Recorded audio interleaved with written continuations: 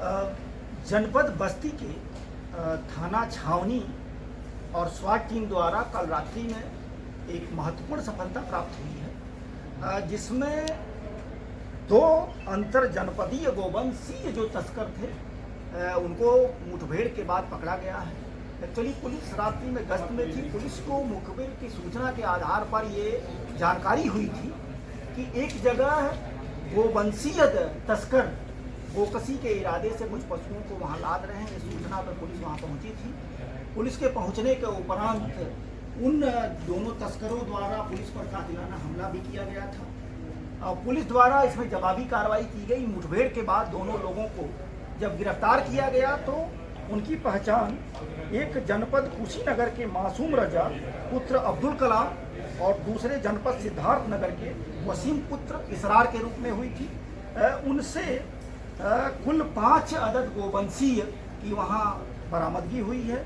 उनके पास से 2 अदद तमंचा, 2 अदद जिंदा कारतूस और 1 अदद खोखा कारतूस की बरामदगी हुई है।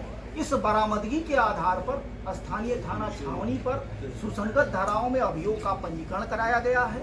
इनकी क्रिमिनल हिस्ट्री टटोला जा रहा है और बाकी जो इनके द्वारा बयान दिए गए हैं कि ये कैसे घूमने वाले पशुओं को वहाँ से लेते थे और बिहार के तरफ जाने के लिए ये प्रयास करते थे, आर्थिक लाभ वगैरह इनका मकसद हुआ करता था।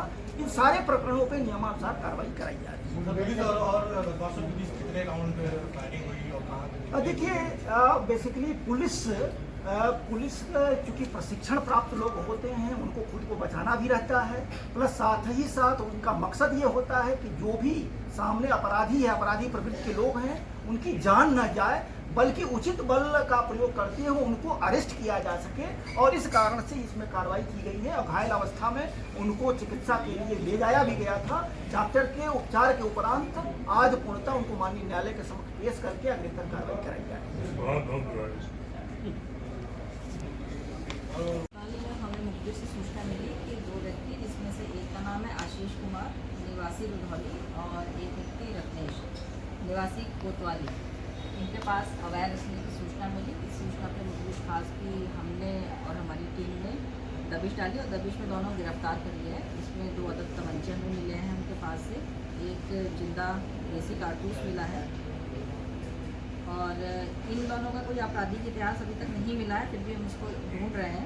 आशीष की उम्र लगभग 19 साल है और इसका ये पहला करके बताया जा रहा है। अभी हमारे पास पूरी जाँच कर रही है। ये इनको असलाह कहाँ से मिला, कब से देखिए, इस बारे में जांच करी जा रही है, उनसे पूछताछ लगातार जारी है। अभी तक बैक ट्रेस हम तक कुछ लोगों तक पहुँचे हैं और जल्दी हम जो सप्लाई करने वाले मेन सप्लायर हैं देखिए संभावनाएं हैं। जब पूछताछ कर रहे हैं, जो हमें जानकारी उन्होंने हमें दी है उसको हम क्रॉस वेरीफाई कर रहे हैं और उसमें जो सत्यता आएगी उस हिसाब से हम कर रहे हैं।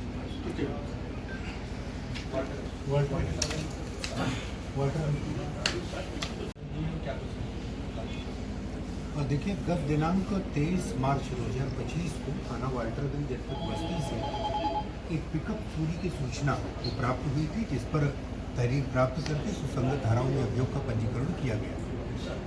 जनपद बस्ती पुलिस अधीक्षक महोदय के अपराध एवं अपराधियों पर नियंत्रण के क्रम में वो टीमें गठित करके और उनकी गिरफ्तारी का प्रयास किया जा रहा था। इसी क्रम में वाल्टरगंज पुलिस और एसओजी टीम द्वारा कार्य करते हुए एक बड़ी सफलता हाथ लगी।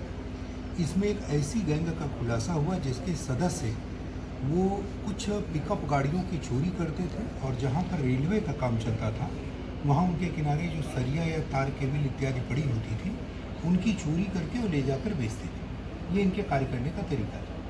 इस संबंध में पुलिस ने एक व्यक्ति रोहित यादव, जिसके पिता का नाम राम सागर है, जो थाना गुडम्बा जनपद लखनऊ का रहने वाला है, इसकी गिरफ्तारी की। इसके पास से 2 पिकअप चोरी की और चोरी का केबल तार जो रेलवे के कार्य में प्रयुक्त होता है वो बरामद किया गया। अन्य जो इसके साथी थे वो भाग निकले। पुलिस की टीमें उनकी तलाश कर रही हैं। इस गिरफ्तार व्यक्ति के जब आपराधिक इतिहास की छानबीन की गई तो विभिन्न थानों में इसके खिलाफ लगभग 10 मुकदमे पंजीकृत पाए गए, जिनमें पूर्व में चोरी, गैंगस्टर जैसे गंभीर अपराधों में ये जेल जा चुका है।